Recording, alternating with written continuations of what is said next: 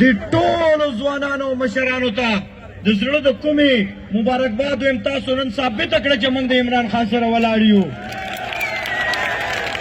دا همغه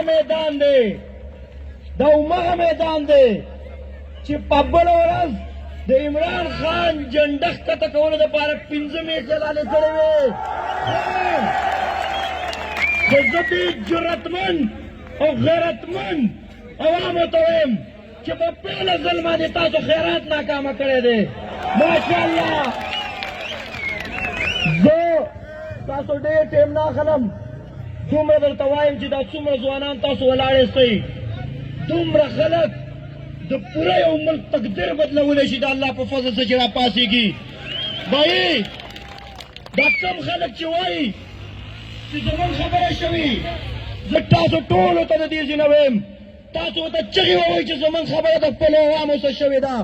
انشاءالله 2 ورځې پاتې دي، د 8 فروری په ماښام به تا ته موږ ووایو چې زموږ خبره د چا سره شوې ده. انشاءالله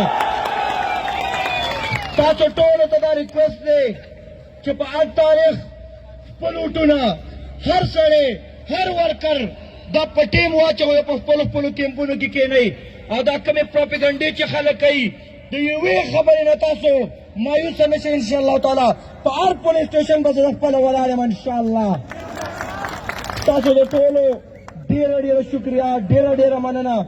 MNA صاحب به تاسو خبره کوي او بیا د یو بل سره د ورورۍ دعوه وي، د عزیزولۍ دعوه وي، د ارنګ او د برنګ دعوه وي، او بیا هغسې رسپانس میلاو نه شي. هغه عزت چې ارنګ موږ ته راکړی او د هغې هغسې رسپانس میلاو نه شي، نو ګیله به نه وي، غټه خبره به وي، او دا ګیله به حقه وي او دا ګیله به سچه وي. خو نن به دا حق کوو چې هغه ګیلې د هغې ازاله به هم کوو، دوباره به یې دوهراوه هم نه. ګیلاني کوي یو سړی، خو انشاءالله ستا به خپل یو کردار یې ادا درکړې او نور کار پوره شوی دی د جلسې د بادشاهو په روکې نه راځي.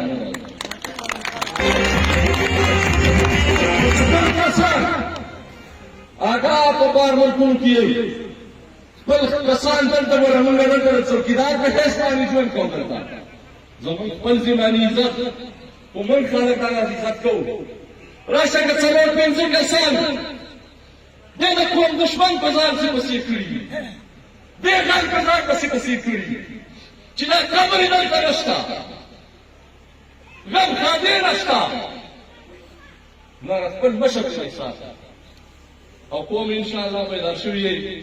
ما نن زیاتره خبره داسې کوله چې زه به په ټول باچول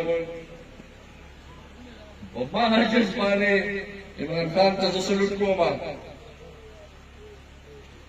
د ټول پاکستان اعتماد یې راباندې کړی دی، د پښتونخوا اعتماد یې راباندې کړی دی. اصلاحات او د باجوړ کې ستاسو له مخې نه، نو ما ویل چې زه به نن ټول په هغه ځای کې باندې خبره کوم، خو چونکې دا د قرآن فیصله ده چې کوم څه کې مرض ولې، نو په هغه ځای کې دا مرض هغه اپریشن دی نه. زه ډاکټر راغلی وم او یو کینسر لګېدلی و، لږ ځای دی خو کټ مې کړ، روان مې کړ. نور خپل کار کوئ، دا داسې قوم دی دا په خوله کې خبره پېژني، اصیل قوم. بس د خان صاحب څملا وتړئ، اجمل مه ګورئ ولس الله خان، عمران خان مخې ته کوي، هغه سوچ را مخې ته کوي او قامونه څه والا. نن تاسو ګورئ راشئ وځئ ارم هغه متکو پورې د قذافي پورې عزیزان د کلار دي، د هغه مندل پورې تاسو وګورئ، د تخت پورې د خلک علیزي هغه بارولۍ کې چې زموږ کمال خان دا ټول زه ولرم او ستاسو نه پیغام وایم. انشاءالله زه دې څومره مې مېلمانه چې راغلي دې ورته زه ستړي مشي مو یم، شکریه هم ادا کوم، خو یو ډاډ هم ورکوم چې د برنګ سړی ملک خپل اعتماد ساتلی، د برنګ سړی به په منتظم کړ ووټ به راکوي.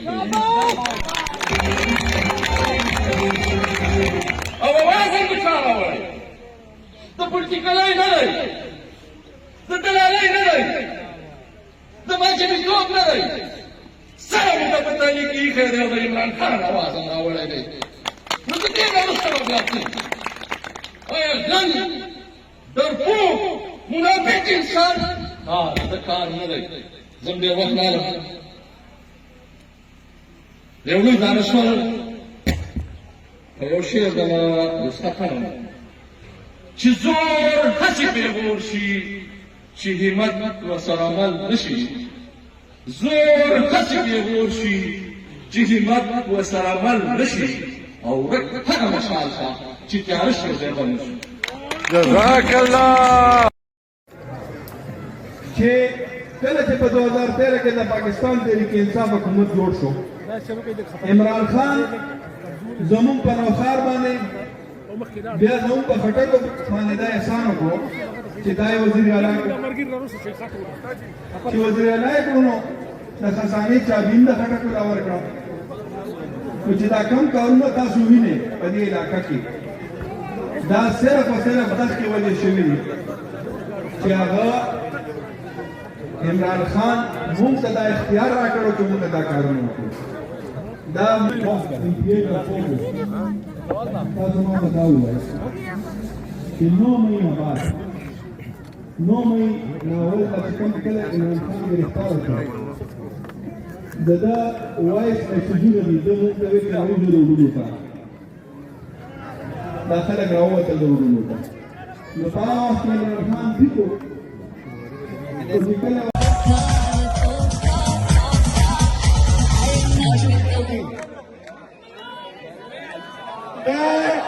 मैं 3 नारे तो बाद दावत खिताब दियांगा तुहाडे मुस्तकबिल दे